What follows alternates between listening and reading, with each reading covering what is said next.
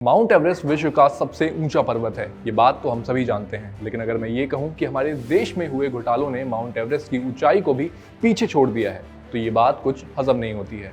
घबराइए मत, आज हम आपको पूरी कैलकुलेशन के साथ देश में हुए घोटालों की ऊंचाई बताएंगे। देश में हुए घोटालों के बारे में तो आप जानते ही होंगे, विजय माल्या स्कैम, नीरव मोदी स्कैम, सत्यम कंप्यूटर्स और 1992 का सबसे चर्चित स्कैम यानी कि हर्षद मेहता स्कैम। अब अगर इन घोटालों की ऊंचाई को हम 2000 के नोटों को एक के ऊपर एक रखकर कैलकुलेट करें तो हमें हैरत अंगेज करने वाली बातें पता चलेंगी। तो आइए कुछ कैलकुलेशंस के जरिए आपको इन घोटालों की ऊंचाई बताते हैं। आपको बता दें, 2000 रुपए के एक नोट की थिकनेस होती है 110 माइक्रोन और 1 मीटर में 10 लाख माइक्रोन होते हैं। इस हिसाब से 2000 के एक के ऊपर एक नोट रखने पर 1 मीटर में लगभग 9090 नोट आएंगे, यानी कि 1 मीटर में लगभग 1 करोड़ 81 लाख रुपए आते हैं। अब शुरुआत करते हैं 1992 में हुए हर्षद मेहता के स्कैम से।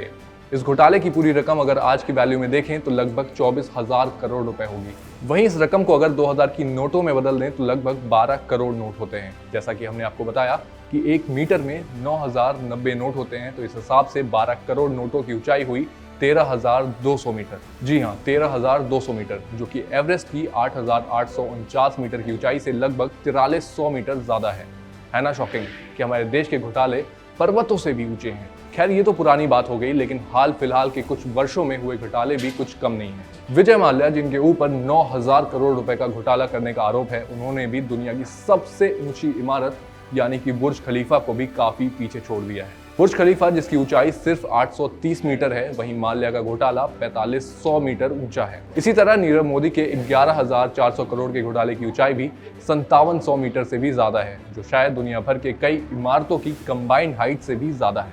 अब सोच रहे होंगे कि हम ये आड़े टेढ़े से कैलकुलेशंस क्यों कर रहे हैं और आखिर इसे जानकर फायदा ही क्या है। फायदा तो कुछ भी नहीं, लेकिन ये हमारी संपत्ति है जो हमारे और आपके पैसों से सरकार के पास इकट्ठा होती है, जिसे हमारे और आपके ऊपर ही खर्च होना चाहिए। स्वास्थ्य सेवाएं, इंफ्रास्ट्रक्चर जैसी कितनी ही चीजें सुधर सकती थी। 24,000 करोड़ रुपए सुनने में तो सामान्य से लगते हैं, लेकिन अगर असल जिंदगी में देखा जाए तो इतने पैसों से पैसों का पहाड़ खड़ा किया जा सकता है। आज तो हमने केवल 3 घोटालों की बात की है, लेकिन न जाने ऐसे कितने घोटाले देश झेल चुका है। आप भी हमें बाकी के घोटालों की ऊंचाई कमेंट बॉक्स में बता सकते हैं। साथ ही अगर आपको ये वीडियो पसंद आई तो इसे लाइक करें, कमेंट करें और साथ ही साथ इसे शेयर करें।